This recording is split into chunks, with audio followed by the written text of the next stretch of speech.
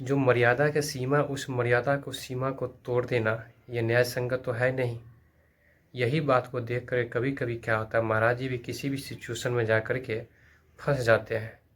वही बात यहाँ हुआ जो आप इस वीडियो में देखिए, जो किस तरीका का बात। अब आपसे मिलना चाह रहे थे, बताइए आप इग्नोर क्यों किए?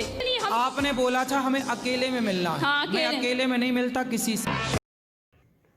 इस बहन ने बताया, महाराज जी हम आपसे अकेला में मिलना चाहते हैं। तो यहाँ तो अकेला मिलना तो पॉजिटिव बात भी निगेटिव बात भी हो सकता है। तो यहाँ पर महाराज जी को लगा नेगेटिव बात है, तो नेगेटिव बात है तो यहाँ तो मर्यादा का समान है, मर्यादा की बात है। तो मर्यादा की बात है तो महाराज जी तो मिल सकते नहीं है। जो मान प्रतिष्ठित व्यक्ति है उसके लिए संभव तो है नहीं।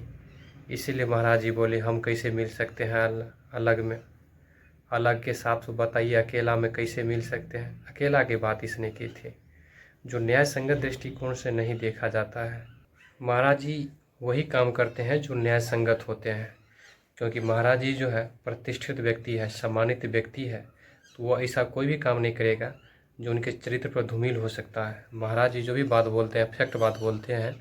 भले ही कुछ बातों से घिर जाते हैं महाराज जी, कुछ बातों से सोशल मीडिया पर ट्रेंड हो जाते हैं, फिर भी जो बात बोलते हैं वो फैक्ट बात बोलते हैं। जो यहाँ पर दिखाया गया, अकेले में तो मिलना पॉसिबिलिटी है नहीं, क्योंकि मर्यादा की जो सीमा में है, इसी सीमा को तोड़ तो नहीं सकते हैं। यही बात को लेकर के कभी कभी कुछ न कुछ देखने को मिलता है। महाराज जी का ज़बरदस्त रिएक्शन, अगर कोई सीखे तो महाराज जी से सीखे। महाराज जी जो अध्यात्म ज्ञान का प्रचार प्रसार जो करते हैं प्रश्नोत्तरी के समय में, वह एक सबसे सुंदर तरीका से, हंसाते हंसाते तरीका से करते हैं। जिस तरह व्यक्ति अपना क्वेश्चन पूछते हैं उसी तरह उनको जवाब दे देते हैं, जो इस वीडियो में देखिए। अरे यार बहुत हल्ला कर रहे हैं सब। नहीं, आप हल्ला नहीं हो रहा है, आप सुने नहीं।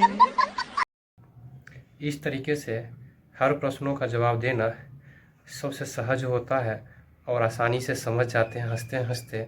इसी तरह जवाब देना चाहिए हर प्रश्नों को, जो किसी तरह किसी भी व्यक्ति में कोई भेदभाव की भावना ना रहे और आसानी से समझ सके। ये जो होता है एक सही रास्ता होता है, जो जिस तरीका से क्वेश्चन पूछा उसी तरीका से जवाब दे देना सबसे महत्वपूर्ण माना जाता है।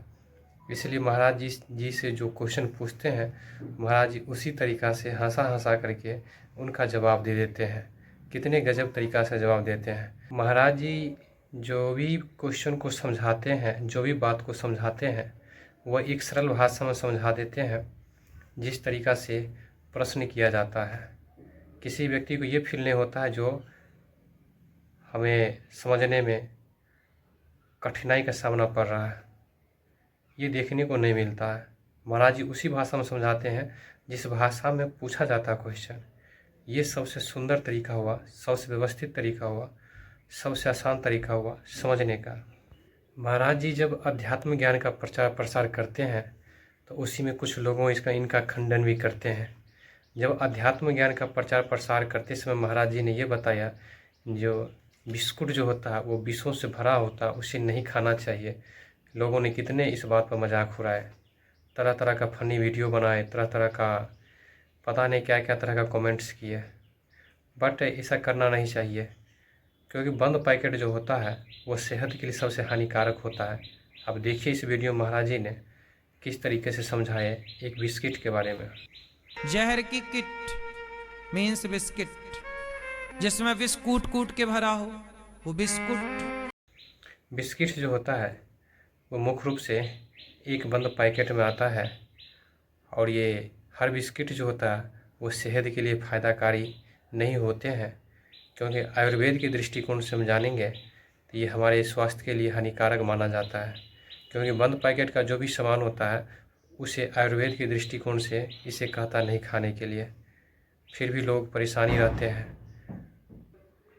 इस तरह से हम देखते हैं तो बंद पैकेट में जो भी सामान हमें मिलता है, जैसे चिप्स मिलता है, बहुत सारा देखने को मिलता है जो बंद पैकेट में हो, उसे नहीं खाना चाहिए।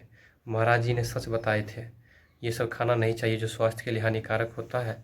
लेकिन लोग तो इनका कुछ अलग ही इनका जवाब निकाल लिया। लेकिन मुख्य रूप से देखा जाए, जब आयुर्वेद के दृष्टिकोण से देखा जाए, तो पूर्ण रूप से ये गलत माना जाता है। जो बंद पैकेट खाने से स्वास्थ्य बिगड़ जाता है।